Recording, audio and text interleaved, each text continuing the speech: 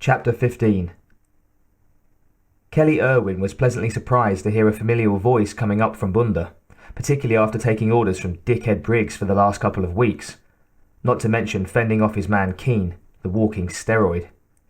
It was enough to make a girl want to get shit-faced drunk, and her only hope for Bunda was that the science boys had a stash of something or other put aside for emergencies. She'd sent a standard comp alert to the station, and had already dropped the Lux sun jumper into the upper reaches, the planet a dark blur beneath them, before she made vocal contact. The necessary info had been shot back and forth and triple-checked via the Herriman Western FC, but Irwin liked the personal touch, always had. Sun jumpers were so state that she was bored, the auto self-monitoring and IFTDS making it about as complicated to fly as a paper plane. Stifling a yawn, Irwin put in the call. Watching the flyby light with only half an eye. Bunda survey, this is WY1117, requesting confirmation of landing clearance. Come back. The planet looked so pretty in the early starlight, at least. Lots of greenery. She was a city girl herself, but nature made a nice backdrop. WY117, you're cleared for 3. Owen, is that you? She grinned, suddenly awake. She recognised Matt Windy's soft tones, the clipped way he said her name. He'd been training in communications and pattern control at the same WY program she'd gotten her licence from, Earthside. Buddha, how long's it been? 6? 7 years? I'll be dipped. Windy, I didn't know you were working the outskirts. What did you do? Piss in someone's drink? He laughed.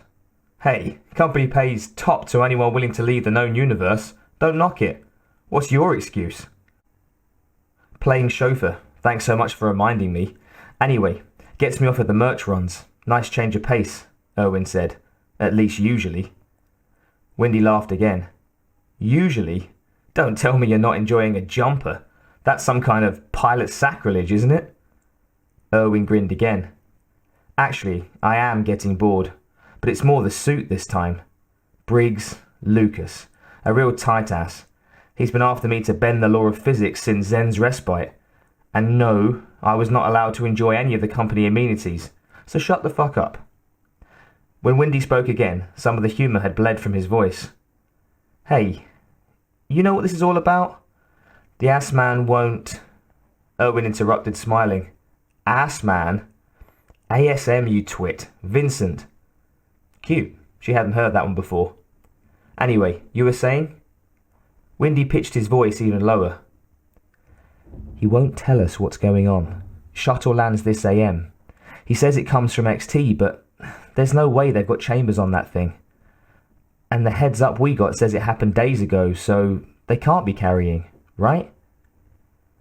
Irwin glanced at the cabin screen before she answered. Everyone was still belted, though Briggs looked constipated as usual, shifting in his seat. Whoever was on that shuttle, he wanted them. Bad. Got me, she said quietly. Don't ask, don't tell, you know. It's big, though. This guy's hooked up. Had the full service at Zen. Priority calls on scramble. 2 hunks of men in suits following him to the head, with wipes. And keep shut on this, but we left Zen's respite yesterday, dig? Before your ASM put in the call. You want to make some points? Tell him to get his ass out on that deck. He's been out there for the last 20 minutes, since your comp signal, Windy said. Assman's sweating on this, and I don't blame him. While they were talking, the sun jumper had dropped to an LZ out, the dark treetops spinning beneath them like a corrugated sea. At the edge of her vision, Irwin thought she saw a flash of light somewhere deep in the jungle. It was gone before she could finish turning her head, but it reminded her that she wasn't getting paid to actually enjoy herself. Time to pay attention. Listen, gotta fly, she said. You're still going to be on channels after we land? Affirmative. Meet you in 10 then, she said, and tapped off the comm, calling up a list of stats in the same movement. Fan pressure, skis down, bleed flaps flux, the number as text as they got. A yawn. Good old Windy, though. Briz could go play corporate cloak and dagger. She was going to find Windy and see if he still had a taste for cheap whiskey, among other things. Of all the outposts in the known goddamn universe, they picked mine to land on, as if I don't have enough to do already. bringing the company down on the back of my goddamn neck. Do you hear something? Kevin Vincent glanced at Cabot, and then turned his face back to the star-flecked sky, uninterested in hearing anything unless it was Briggs's ship. No. Cabot persisted. I thought I heard like a howl or something. Probably Rembert howling for supper. To say so would be cruel. Cabot and the missing geologist were friends. Pratt and Rembert hadn't checked in since before lunch, and day teams were required to put in a call every 8 hours, which meant they were officially a couple of hours overdue. No big deal, except they wouldn't answer a 26 hail, the code for drop everything and answer your goddamn radio. Vincent rubbed the back of his neck, sighing. They'd probably just dropped their damn radio, but it was one more hassle in a day of hassles. He'd have to send out a team if they hadn't shown by midnight. With any luck at all, Briggs would have his business finished by then and be gone. Sure, why would he want to stay here? Little operation like this, no frills. He'd want to be out of here before the dust settles. His wishful thinking was interrupted when he heard what Cabot had. A distant sound, southwest of the station, maybe a couple of clicks. A kind of weird, harsh, trilling sound, like nothing he'd ever heard before. Cabot looked at him, a vaguely smug expression in his eyes. Mating season? Vincent asked, knowing that it wasn't. And he'd never heard a sound like that coming out of a primaset, the only Bunda inhabitant with lungs big enough to project that kind of noise. Before Cabot could do more than shake his head, the lights of a transport ship appeared on the near horizon, followed closely by the rumbling purr of an expensive engine. To hell with strange noises. Probably an injured bird. Vincent had more important things to deal with. He straightened his shoulders as the small ship moved toward them, wishing he'd never agreed to the admin position. He'd been 6 months away from his phytobiology doctorate when his theory on the medical applications of biophytes had crashed and burned. The Bunda position was only 2 years, and the idea of being an ASM had been appealing.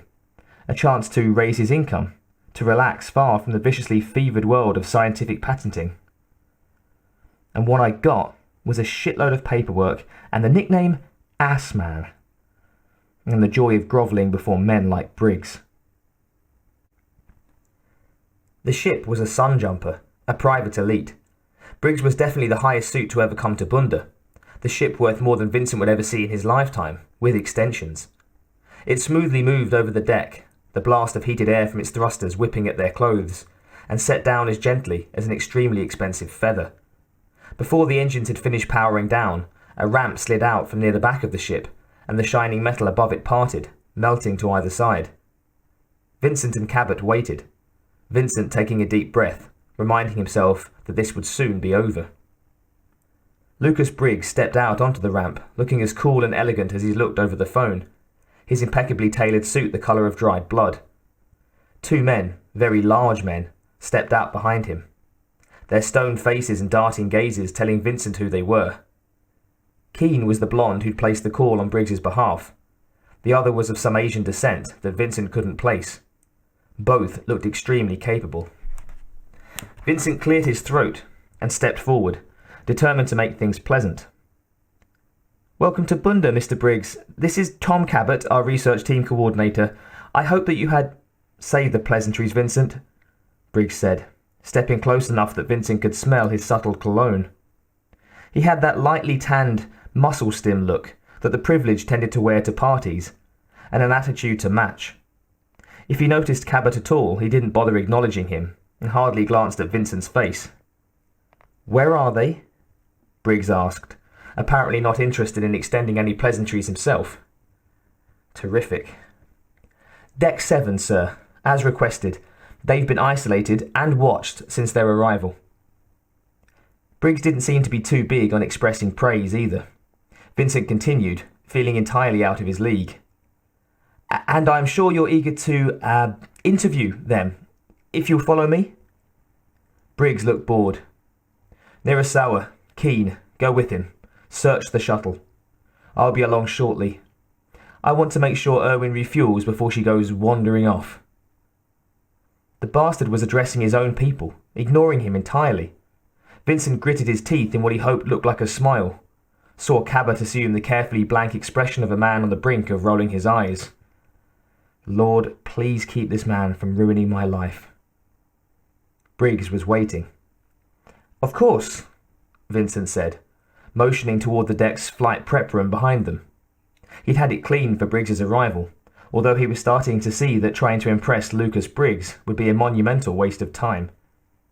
Mr. Cabot, please show Mr. Briggs to 7 when he's finished his business here. This way, gentlemen. The 2 blank-faced guards followed obediently as Briggs turned around and moved back up the ramp. Cabot looked miserable, but Vincent couldn't muster much sympathy for the man. If Briggs decided to fuck with them, file a report on Bunda, Kevin Vincent was going to be the name at the top. Thinking of how great it was going to be when the contract expired on his administrative experience, Vincent led the guards through the efficiently bland prep room, the bizarre sound that he and Cabot had heard a few moments earlier, the very last thing on his mind.